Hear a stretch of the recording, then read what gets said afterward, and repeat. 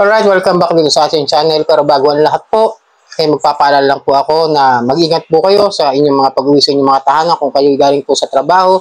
At kung kayo papasok naman, ganun din po, mag-ingat din po kayo dahil may bagyo po tayo ngayon at malakas ang mga ulan at mga hangin. Medyo maingat na lang po sa pagbiyahe, yun lang po napapayo ko sa inyo. Pero bago ang lahat ay maglalambing po ako sa inyo. Napakipalo po ang aking mga social media account. Ang Facebook, TikTok at ang aking YouTube.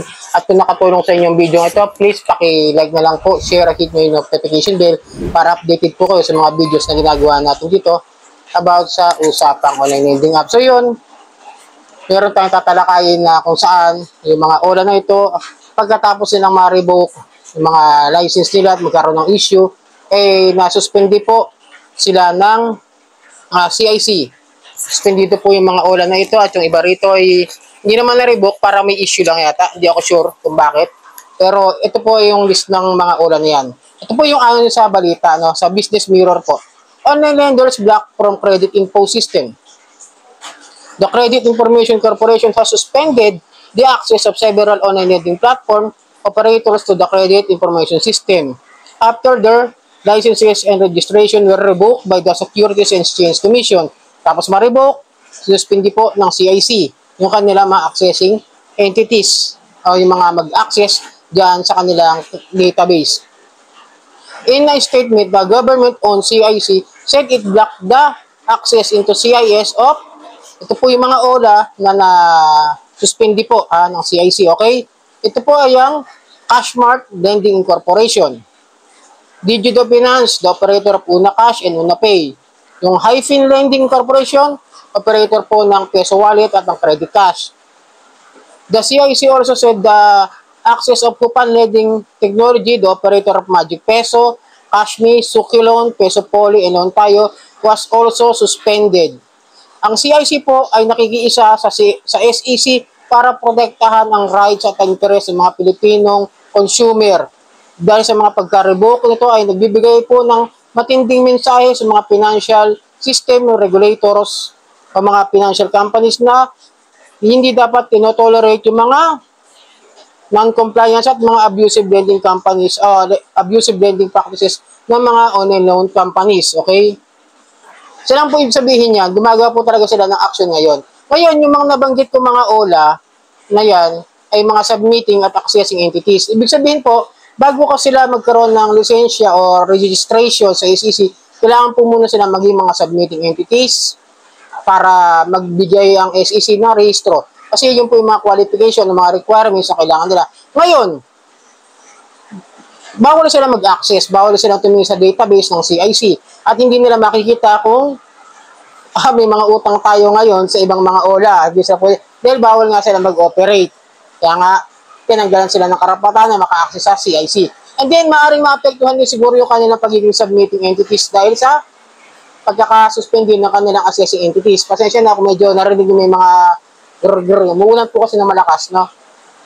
Pero dahil nga sa nangyari yan, medyo natuwa ako dahil nga, ito yung sinasabi ko noon pa, na kapag sana nagkaroon ng issue, na-revoke, na-raid, nagkaroon ng mga cease and desist order, tanggalan muna ng karapatan na makapagbigay sila ng access o makapagbigay ng mga data records sa atin ng mga hindi nakakapagbayad ng utang. Kasi karamihan sa mga OLA ngayon na revoke ngayon is mga may abusive collection practices, may mga maling pamamaraan, katulad ng mga interest na hindi agad mabayaran ng mga biktima, di ba?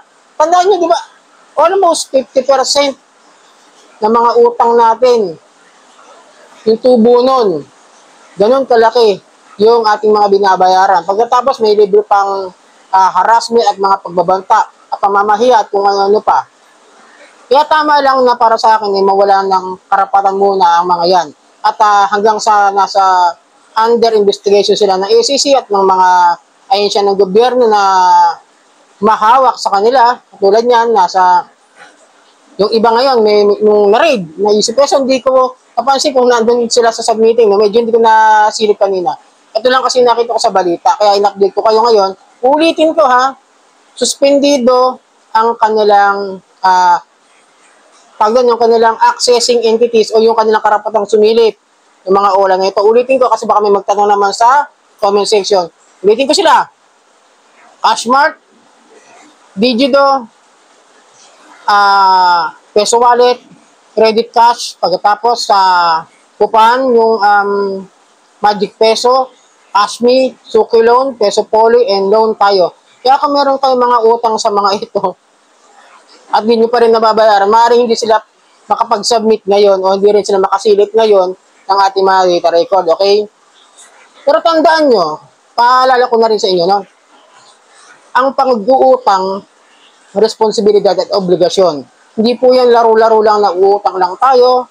Ngayon, kung kayo talagang gipit na gipit, talagang wala kayong mahiraman, nahiraman nyo yung mga gitong klase ng mga OLA, may mga issue ng harassment, may mga issue ng mga abusive collection practices, then I will advise to you na huwag niyo munang bayaran agad-agad. Kaya sabihin natin nakapag-partial naman na kayo, ipunin niyo na lang kasi totoo lang, no?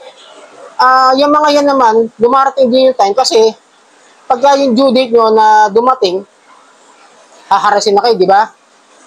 Dumarating din naman yung time na nag-o-offer yung mga yan ng principal amount. Pero tandaan nyo, dahil nga, ulitin ko ha, baka marami pa rin hindi makagets, ulitin ko na yung mga yan, nagbibigay pa rin ng mga pagkakataon na magbigay kayo ng principal amount na lang. Sa akin nga, ilang beses na ako na-opera ng mga ganyan, ng mga OLA na dahil nga sa tagal na, binibigyan na lang ako ng principal amount offer. Pero tandaan nyo, magbayad lamang kayo sa inyong mga apps at hindi sa kung sang mga number na binibigay sa inyo through email o mga text messages ng mga agent na yan. Kasi maaaring hindi totoo yung mga payment account system na binibigay nila sa inyo. Maaaring ma-scam kayo. Yun lang po ang binibigay ko sa inyong advice. And then tandaan nyo, kapag may mga natatanggap kayong harassment, tapos ito naman, na-revoke na, nagpapautang pa, nakikita ko pa naman sila sa Play Store eh. Yung iba nga dyan, nagpalit na ng pangalan eh. Di ba? Tapos iba dyan, talagang diretso pa rin yung pagpapautang. Ngayon, kung nakakaranas kayo na nahiram pa rin kayo dyan, at ganun pa rin yung ginagawa, kung tiga Metro Manila lang po kayo at saka NCR, pwede po kayo lumapit talaga sa PAOK. Yun po yung pinaka-best at advisable na ahensya ng gobyerno ngayon na tumutulong sa mga biktima ng OLA. Huwag nyo nang bigyan ng stress sa sarili nyo kung nabayaran nyo naman na halos yung principal amount, nagparasyon na kayo, di nyo alam na revoke pala yan, may cease and desist order, at ngayon, suspendido sa CIC. Okay, hindi mas maganda kasi hindi sila makakapag-forward sa atin ng record na hindi tayo nakapagbayad ng utang sa kanila at di rin sila makakasilip ngayon. Yun yung pagkakaintindi ko. Kasi medyo mahigpit na talaga sila ngayon. Di ba? NPC, SEC, PAOK, PNP, NBI, even the National Telecommunication, yung NTC, naghihigpit sila sa mga ginagawa ng mga pag-aabuso at ginagawang hindi maganda nitong mga online lending apps na nahihiraman natin dahil sa kagipitan natin sa buhay. So sana nakatulong ang video ko ito muli. Maglalabing ako sa inyo na pakipalo po ang aking mga social media account ang Facebook, TikTok at ang aking YouTube. Maraming pong salamat at sa uulitin.